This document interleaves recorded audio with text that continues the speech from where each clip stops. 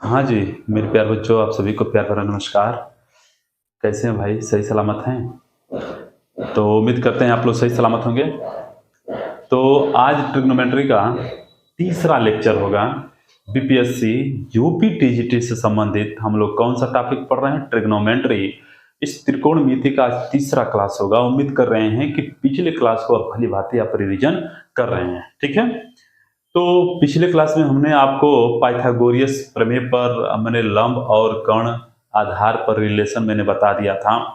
ठीक है, मैंने क्या क्या बताया था कि साइन थीटा बराबर क्या होती है, अर्थात साइन का वैल्यू क्या होता है लंब बटा के कर्ण, कॉस की वैल्यू क्या होती है आधार बटा के कर्ण, टैन की वैल्यू क्या होती है लंब बटा के आधार। इस तीनों को यदि आप याद कर लेते हैं तो कोसेक का भी याद हो जाएगा, सेक का भी याद हो जाएगा और कॉट का भी याद हो जाएगा। ठीक है, तो आइए आज तीसरा क्लास स्टार्ट करते हैं। आज का क्लास बहुत ही इंपॉर्टेंट होगा। यदि आप मिस करते हैं, यदि नहीं देखते हैं, स्किप करते हैं, समझिए कुछ समझ में नहीं आने वाला है। इसलिए आज की क्लास बहुत ही इंपॉर्टेंट है और लास्ट तक बने रहना है। आइए, और मैं एक सवाल लिखूंगा, इसी से शुरुआत करूंगा। ठीक है, यदि यदि यदि tan a बराबर 4/3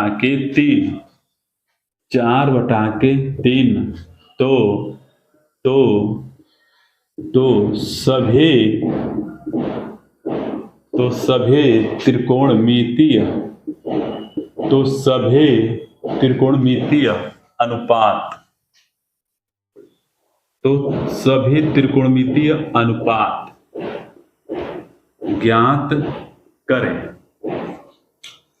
क्या है? यदि tan a बराबर यदि 4/3 है तो सभी त्रिकोणमितीय अनुपात ज्ञात करना है। ठीक है, सभी त्रिकोणमितीय अनुपात। अब यहां पर देखेंगे कि वैल्यू क्या दिया है, tan a बराबर 4/3।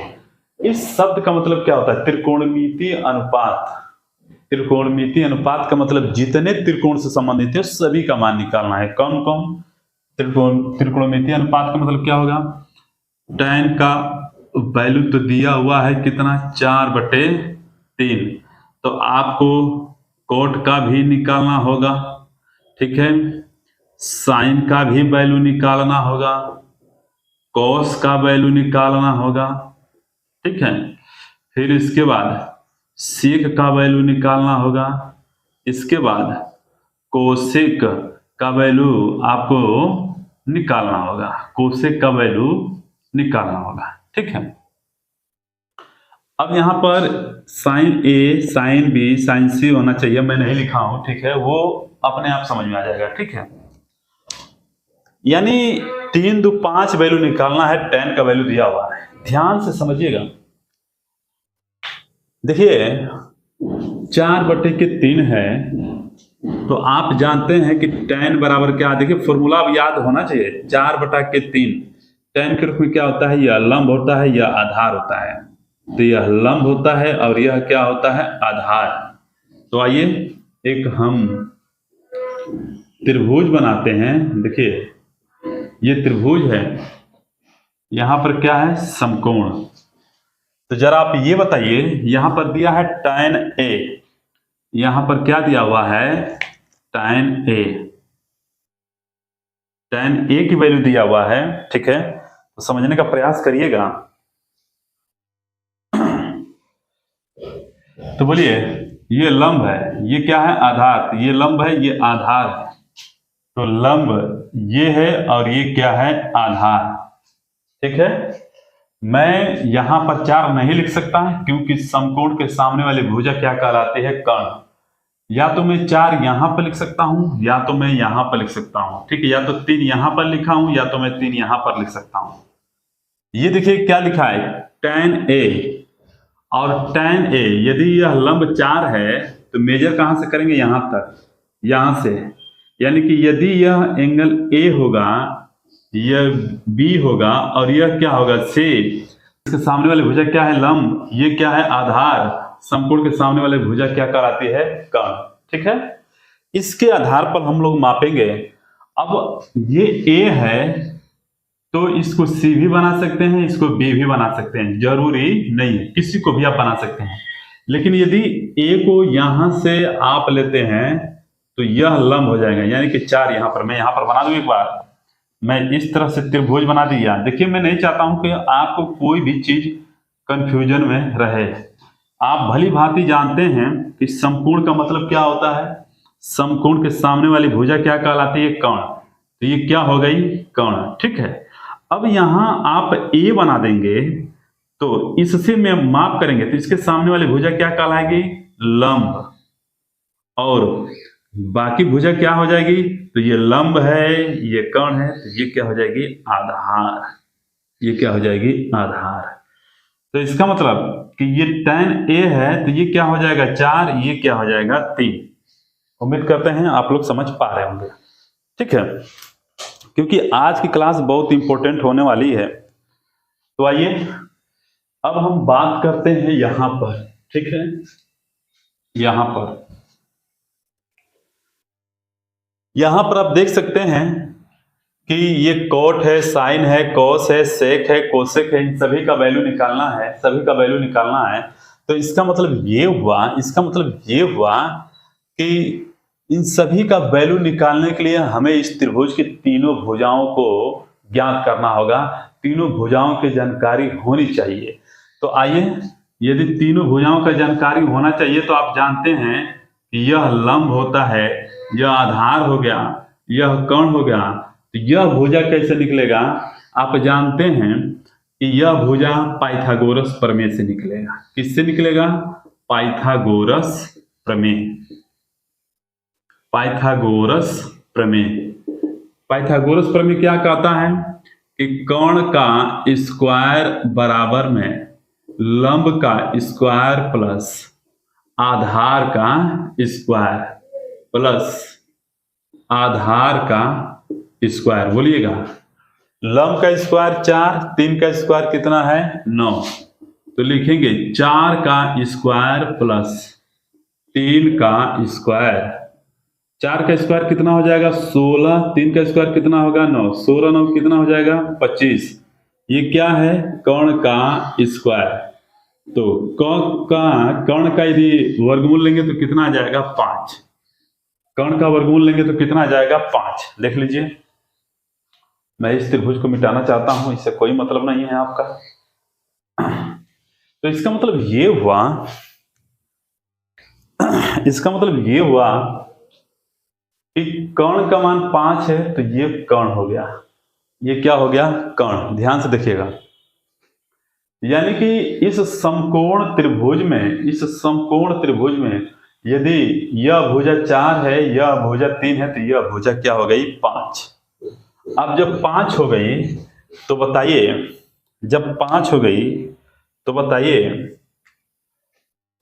कॉट ए,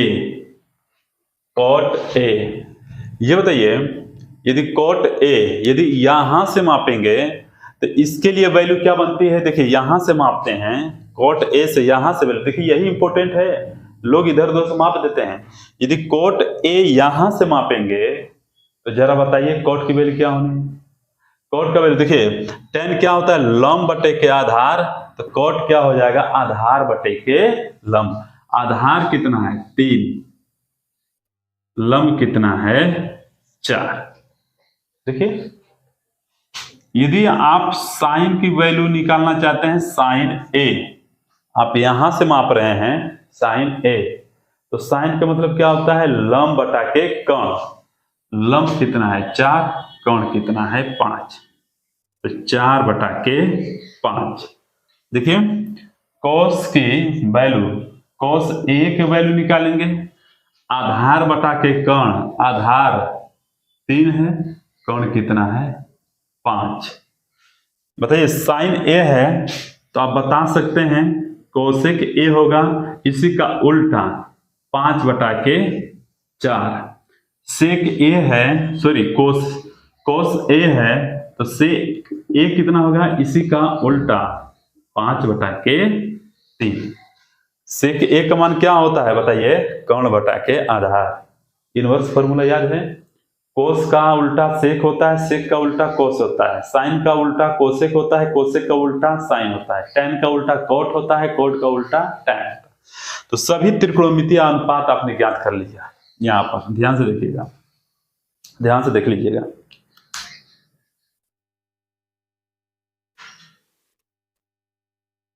तो उम्मीद करते हैं आप लोग समझ गए होंगे। तो यहां पर एक चीज आपने क्या देखा कि तीसरी भुजा निकालने के लिए हमें पाइथागोरस प्रमेय लगाना पड़ा। पाइथागोरस प्रमेय में 3 भुजा होता है। इसको आप क्या क्या कह सकते हैं? आप कह सकते हैं कि किन्हीं 2 भुजाओं का वर्गों का योगफल तीसरी भुजा के वर्ग के बराबर होती है। किन्हीं 2 भुजाओं का वर्गों का योगफल तीसरी भुजा के वर्ग के बराबर होती है। आप इसको ये भी कह सकते हैं कि तीसरी भुजा का वर्ग 2 भुजाओं के वर्गों के योगफल से क्या होती है? बराबर होती है। ठीक है। अब जब किसी त्रिभुज में 2 भुजा दिया रहेगा तो तीसरी भुजा आराम से निकल जाएगी। तो मैंने निकाला, यदि ये 4 है, ये 3 है, तो ये क्या है? 5। ये 4 है, ये 3 है, तो ये क्या है? 5। क्लियर? ये क्या है? 5। इसी को क्या बोलते हैं? इसी को ट्रिपलेट भी बोलते हैं।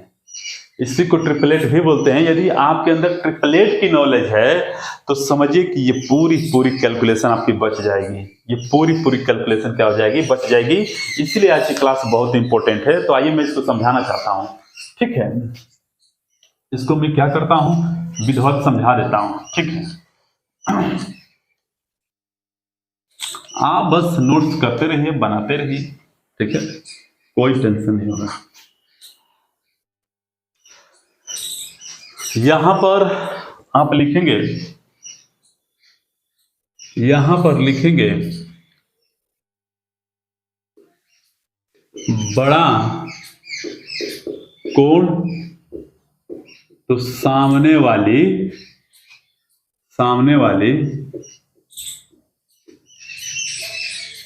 भुजा भी बड़ा होगा। यदि जो कोण बड़ा होगा तो उसके सामने की भुजा भी क्या होती है? बड़ी होती है। देखिए, आप जानते हैं कि किसी भी समकोण त्रिभुज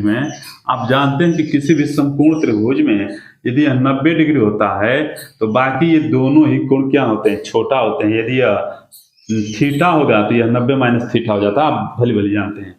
तो जब न्यून कोण होते हैं, न्यून कोण का मतलब होता है कोई कोण जो कि 0 से बड़ा होना चाहिए लेकिन 90 डिग्री से कम होना चाहिए। कोण का परिभाषा यही होता है। ठीक है, तो 90 के सामने की भुजा कौन है? इन तीनों भुजाओं में आप जानते हैं कि कोण A प्लस कोण B प्लस कोण C बराबर कितना है? 180 डिग्री। तो हर हालत में त्रिभुज के किसी भी त्रिभुज के सभी अंतः कोणों का योग 180 डिग्री के बराबर होना चाहिए। जिसमें यह कोण 90 डिग्री है। जरा खुद सोचिए, यह कोण 90 डिग्री है तो इसका मतलब ये हुआ कि बाकी ये दोनों इस 90 से छोटे होंगे, न्यून कोण होंगे। तो सबसे बड़ा कोण यह है। तो सबसे बड़ा कोण है तो इसके सामने की भुजा देखिए क्या है? 5। ये क्या है? 4। ये क्या है? 3। इसका मतलब कि 5, 4, 3 में सबसे बड़ी भुजा क्या है? 5। इससे यह सिद्ध होता है कि जो कोण बड़ा होता है सामने की भुजा भी क्या होती है? बड़ी होती है। सामने की भुजा भी क्या होती है? बड़ी। एक और तरीका हम ये कहेंगे, इसका मतलब कि ट्रिपलेट में यानी पाइथागोरस प्रमेय में जो तीसरी भुजा यानी जो कोण होती है वो सदैव क्या होती है? बड़ी होती है। यहां पर देखिएगा, यहां पर हम लिखेंगे ट्रिपलेट। ट्रिपलेट कहां लागू होता है? समकोण त्रिभुज में। किसके लिए लागू होता है? पाइथागोरस प्रमेय ने लागू करवाया। ठीक है, तो 3, 4 ये क्या होगा? 5। 3, 4 ये क्या होगा? 5। यदि कोई भुजा 5 है तो निश्चित ही उसके 2 भुजाएं क्या होंगी? 12, 13। यदि कोई भुजा 7 है तो निश्चित ही उसके 2 भुजा कितना होगा? 24, 25। यदि कोई भुजा 9 है तो निश्चित ही उसके भुजा 40, 41। कोई भुजा 11 है तो निश्चित ही 60, 61। कोई 13 है तो निश्चित ही 84। ये क्या होगा? 50। ये ट्रिपलेट है। आपको ये लगाने की कोई आवश्यकता नहीं पड़ेगी। इसके बाद 6, 8, 10 होता है, 8 15 17 होता है, 20 21 29 होता है। ठीक है, इस तरह से ये ट्रिपलेट होते हैं, ये ट्रिपलेट होते हैं। यदि ट्रिपलेट आप बनाना सीख जाएंगे तो जो ये कैलकुलेट आप कर रहे हैं ना, आप ये कैलकुलेट नहीं करेंगे, ऑटोमेटिक आंसर आपको मिलता जाएगा। ठीक है, ध्यान से देखेंगे, यहां पर ध्यान से देखेंगे कि मैं क्या समझाना चाहता हूं। कल से मैं इस मार्कर को चेंज कर दूंगा, बहुत परेशान कर रखा है। ठीक है, आप देख पा रहे हैं कि त्रिभुज में किन्हीं 3 भुजा में तीसरी भुजा ये क्या है 5, ये क्या है 13, ये क्या है 25 41 61 85 10 17 29।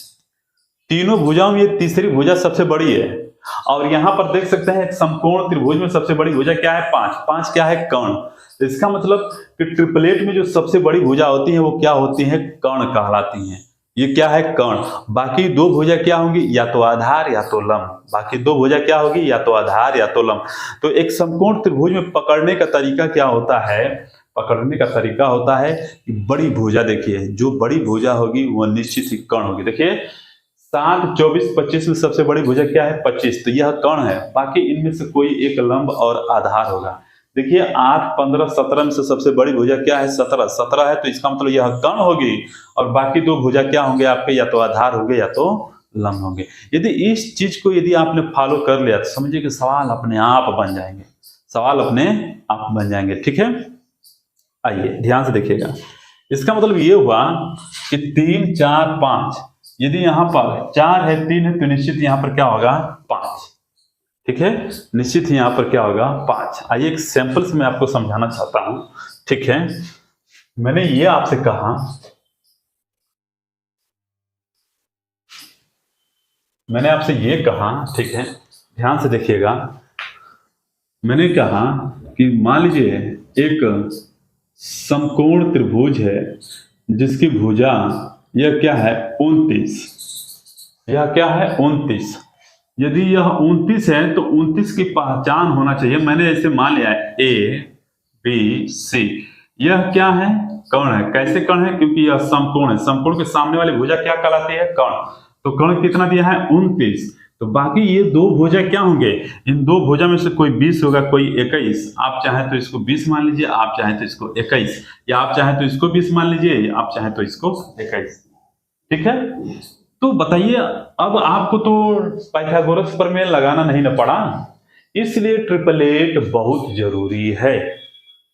ठीक है, यदि आपको कैलकुलेशन करना है, कम समय लेनी है, माइंड ज्यादा और पेन कम चलानी है, याद करने पड़ेंगे। ठीक है, आइए आगे बढ़ते हैं। तो इस तरह से आपको सवाल पूछे जाते हैं। आइए अब सवाल की बात करते हैं। ठीक है, कि सवाल किस तरह से पूछे जाते हैं आपके।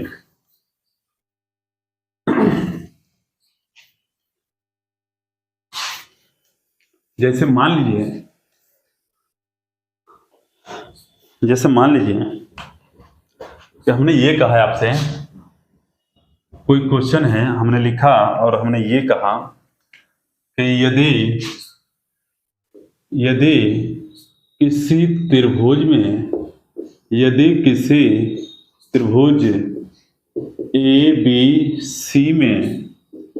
ABC में कोण B समकोण है, कोण B समकोण है, यानी इस प्रश्न में इस त्रिभुज में इन तीनों भुजा में एक कोण को डिसाइड कर दिया कि यह कोण क्या है समकोण होना चाहिए। ठीक है, समकोण है तथा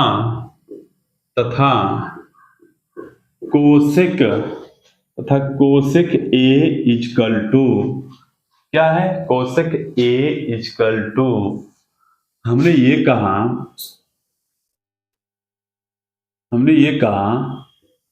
17 बटा के क्या लिख दिया 8, 17 बटा के क्या लिख दिया 8। तो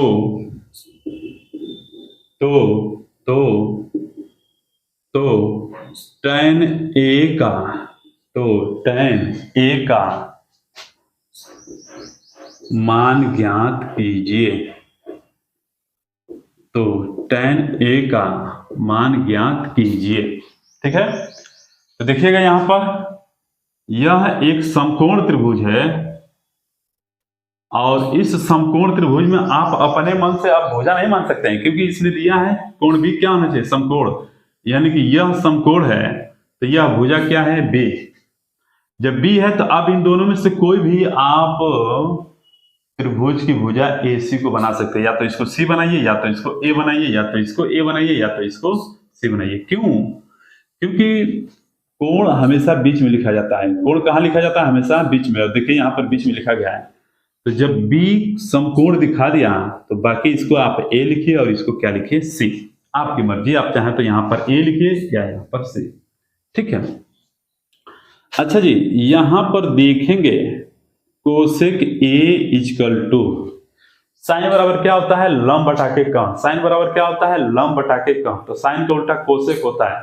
ठीक है, तो कोसेक क्या होगा, कर्ण बटा के लंब, कर्ण बटा के लंब। तो समकोण के सामने यह कर्ण होता है।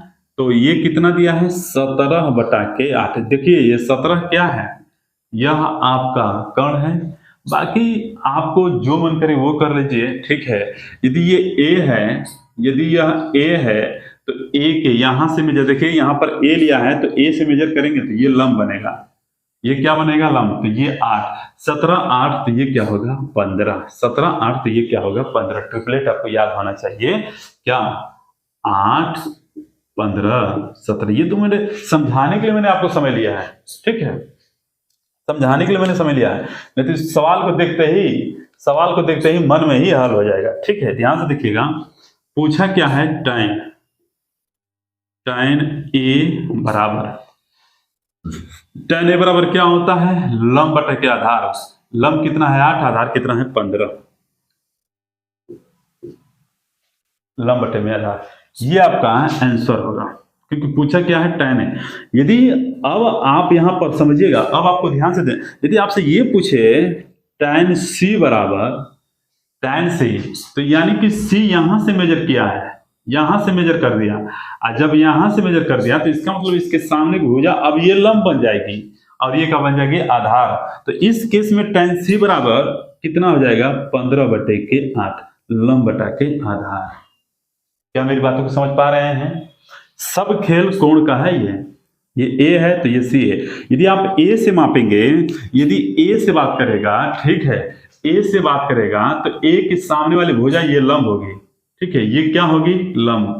ये क्या हो जाएगी, लंब। यदि आप यहां से मापते हैं, यदि आप यहां से मापते हैं तो ये लंब हो जाएगी, ये आधार हो जाएगी। ठीक है, तो लंब बटे के आधार 8 बटे के 15। लेकिन यदि यही एंगल यदि आप मेजरमेंट करते हैं C से, तो जहां से माप करते हैं, जहां से मेजरमेंट करते हैं, सामने की भुजा क्या कहलाती है, लंब कहलाती है। तो ये लंब हो जाएगी, ये आधार, क्योंकि ऑलरेडी यह फिक्स है कि यह क्या है, कर्ण। ठीक है, तो 15 बटा के 8। यही मैं समझाना चाह रहा था कि जहां से एंगल मेजरमेंट करते हैं वहां से आपको ध्यान में रखकर चलना पड़ता है। ठीक है, वहां से आपको ध्यान में रखकर चलना पड़ता है। ठीक है, तो इस तरह से आपको मेजरमेंट करना होगा। एक बार ध्यान से समझिए कि मैंने क्या बोला। यदि मैं आपसे ये कह दूं, यदि मैं आपसे ये कह दूं, ठीक है, कि जरा मुझे ये बताइए कोस C का वैल्यू क्या होगा, तो आप यहां से माप रहे हैं, यहां से, तो C के सामने वाली भुजा क्या कहलाएगी, लंब। ये आधार, ये क्या होगी, कर्ण। और कोस में क्या होता है बताइए, आधार बटा के कर्ण। तो आधार 8 है, कर्ण क्या है 17, तो आधार बटा के कर्ण। ये देखिए आंसर आपका। ठीक है, यदि आप कोट C की बात करते हैं तो कोट C एंगल है, ये यहां से मेजरमेंट कर रहे हैं, इसके सामने वाली भुजा क्या होगी, लंब। ये क्या होगी, आधार। और कोट C में क्या होता है, आधार बटा के लंब। आधार कितना है 8, लंब कितना है 15। और मैंने आपको बताया था कि सब एक दूसरे को उल्टे होते हैं। ठीक है, तो जहां से आप मापेंगे वहीं से, यदि इसी में यदि आप यहां से कोट की वैल्यू निकालना चाहते हैं, कोट A की वैल्यू यहां से निकालना चाहते हैं, यदि यहां से निकालना चाहते हैं तो इसके सामने वाली भुजा ये क्या होगी, लंब, ये क्या होगी, आधार। तो और कॉट ए बराबर क्या होता है बताइए, आधार बटा के लंब। आधार कितना है 15 और लंब कितना आ जाएगा 8। देखिए मैंने एक एक चीज आपको बताया है कि मेजरमेंट एंगल ए से निकालते हैं तो ये वैल्यू मिलेगा, एंगल सी से निकालते हैं तो ये वैल्यू मिलेगा, एंगल ए से निकालते हैं तो ये वैल्यू मिलेगा, एंगल सी से निकालते हैं तो ये वैल्यू मिलेगा। ध्यान से देख लीजिए आप लोग, ठीक है। लिखा है त्रिभुज एबीसी में जिसका कोण बी समकोण है। प्रश्न लिखा हुआ है त्रिभुज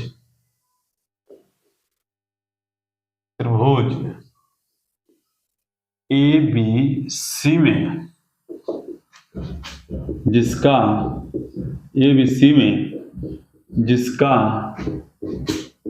कोण बी क्या है, समकोण है। जिसका कोण बी क्या है, समकोण है।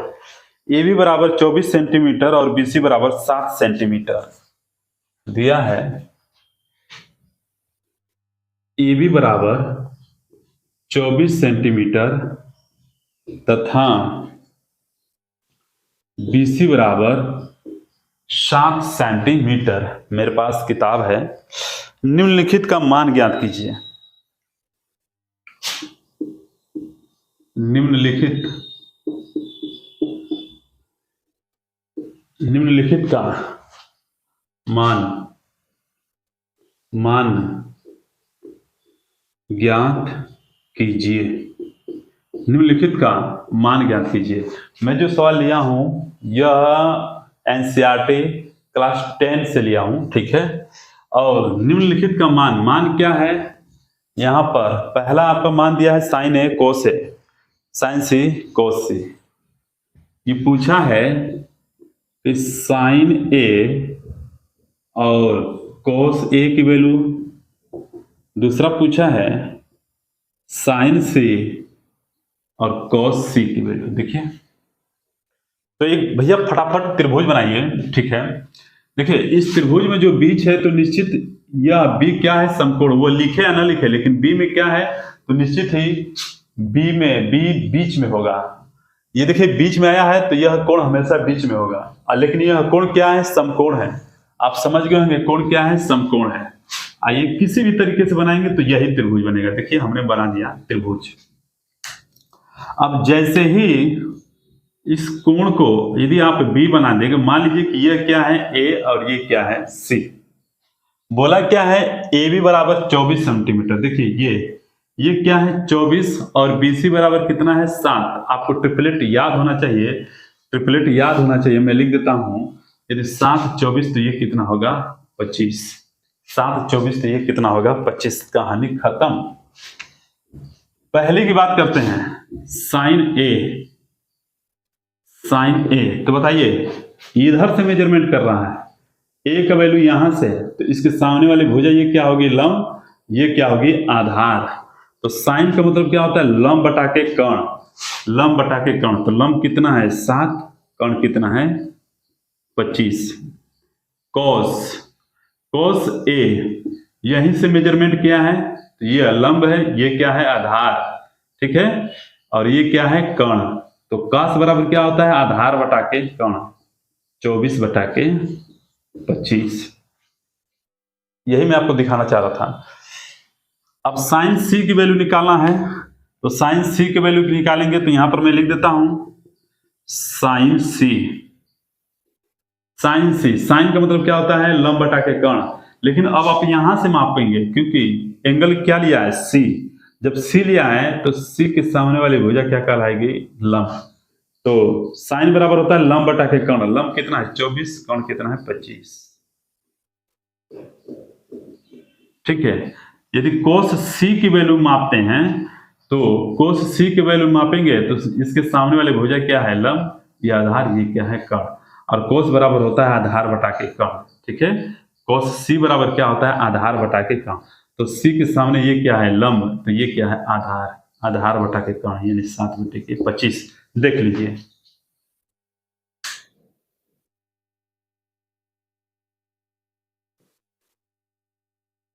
उम्मीद है कि आप लोग अब मेजरमेंट कर सकते हैं। क्या कर सकते हैं? मेजरमेंट कर सकते हैं। आइए अब कुछ यूनिक सवाल पर फोकस करते हैं, ठीक है। क्योंकि बीपीएससी टीजीटी पूरा का पूरा क्लास 10th का लिया हुआ है, 9th का लिया हुआ है, ठीक है। इसीलिए मैं उसी के सवाल को सॉल्व कर रहा हूँ, ठीक है। तो ये आपका फर्ज है कि अब इसको समझ गए होंगे तो सवाल भी अब आप लगा लेंगे, ठीक है। सवाल भी आप लगा लेंगे, ठीक है। यहां पर देख सकते हैं कि और कोई सवाल उस तरह, देखिए मेरे पास, मैं आपको दिखा दूं, ये बुक है गणित कक्षा 10 के लिए पाठ्य पुस्तक, ठीक है। एनसीईआरटी को मैं लिया हुआ हूं, ठीक है, ताकि मैं आपको एक एक चीज क्लियर कराते चलूं, ठीक है। यहां पर एक और बेहतरीन सवाल है, ठीक है। एक सवाल इसको लेने के बाद हम फिर आगे बढ़ेंगे। यदि सवाल ये है, मैं इस बुक को ही ले लेता हूं, ठीक है। 3 cot A इक्वल टू, यदि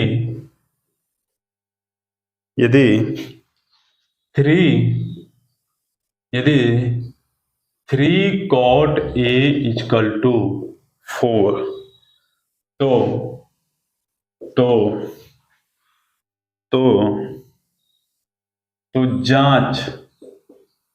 तो जांच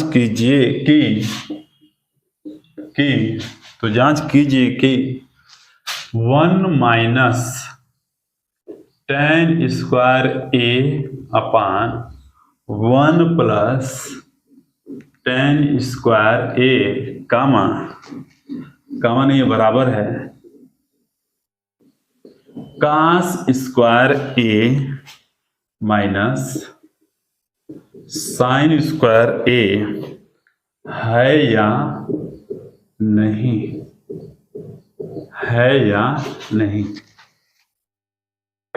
ठीक है।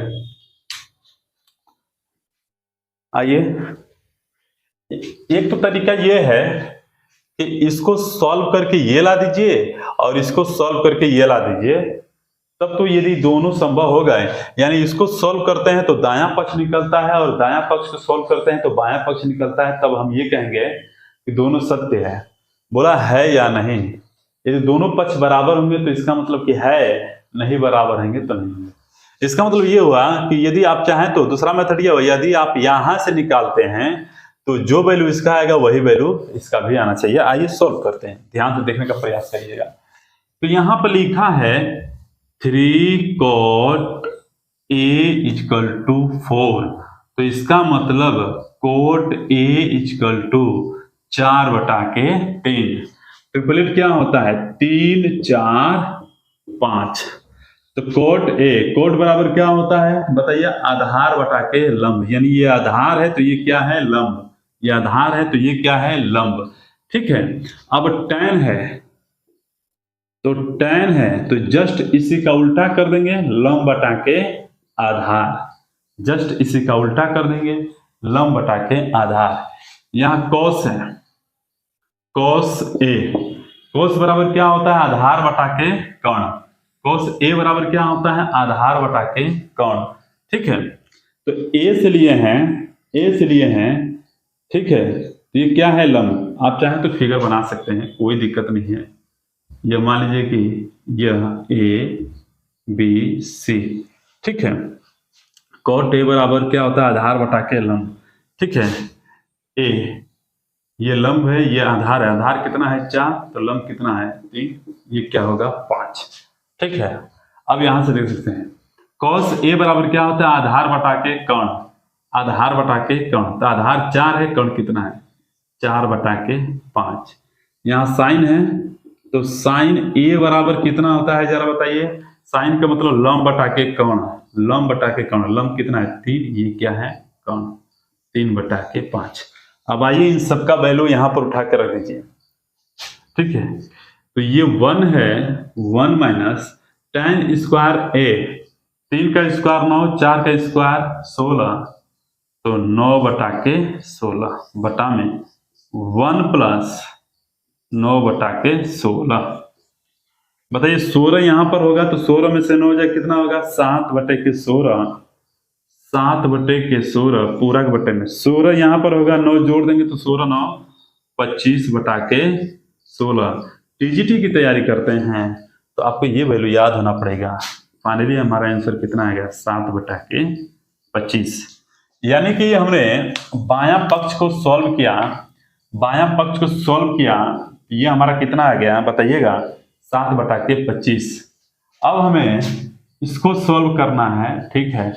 cos स्क्वायर a है तो cos a का मान 4/5, इसका स्क्वायर कर देंगे तो 16/25 minus sine square a, sign square a तो स्क्वायर इसका स्क्वायर कर देंगे तो 9/25। बताइए 25 यही होगा, 16 में से 9 जाए 7 तो 7/25। आप देख सकते हैं यह दोनों पक्ष क्या हो गए बराबर हो गए। तो बोला है जांच कीजिए कि 1 - tan square a upon 1 + tan square a बराबर cos square a - sin square a है या नहीं। यस है। क्या कहेंगे है, क्योंकि बायां पक्ष बराबर दायां पक्ष, बायां पक्ष बराबर दायां पक्ष। क्लियर। उम्मीद करते हैं अभी आप सॉल्व कर रहे होंगे, ठीक है, समझ गए होंगे। या तो आप इसका भी सहारा ले सकते हैं, डायरेक्ट इसका भी सहारा ले सकते हैं। ये मैं बता दूं कैसे सहारा ले सकते हैं, ध्यान से देखिएगा, ठीक है, ध्यान से देखिएगा। मेरे कहने का मतलब ये है कि इसको सॉल्व करके इसको ला देंगे तभी हमारा सेटिस्फाई होना चाहिए। एक बार ट्राई करता हूं।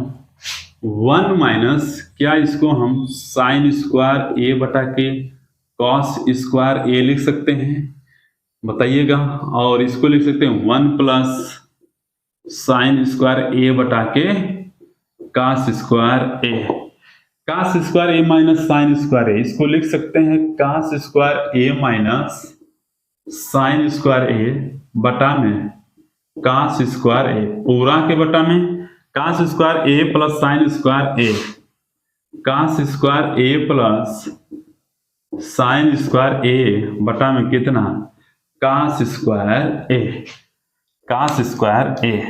और आप जानते हैं कॉस स्क्वायर से कॉस स्क्वायर कैंसिल, तो सिर्फ बचा क्या आपके पास cos square a minus sine square a बटे में cos square a plus sine square a। और आप जानते हैं cos square theta plus sine square theta equal to क्या होता है 1, तो इसकी जगह पर पूरा वैल्यू क्या आएगा 1। जब 1 आएगा तो इसका मतलब ये हुआ कि cos square a minus sine square a, hence it's proof, ठीक है। यानी कि 1 - tan स्क्वायर a बटा में 1 + tan स्क्वायर a बराबर में ये हमारा आ गया, तो इसका मतलब कि हाँ ये है, जांच सही है। तो मैंने किया, देखिए cos square a minus sine square a, बायां पक्ष को सॉल्व किया तो ये दायां पक्ष मिल गया। इसका मतलब ये हुआ कि जांच सही है। या आपके पास कोई तरकीब है तो इसके जगह पर उसको सॉल्व कर दीजिए, तो इसका मतलब ये हुआ कि जब दायां पक्ष को सॉल्व करेंगे तो बायां पक्ष आ जाएगा, ठीक है। इसका मतलब बात सही है, यस है, ठीक है। अच्छा, ये भी एक तरीका है। दूसरा तरीका, तीसरा तरीका क्या है, मैंने 2 तरीका आपको बता दिया।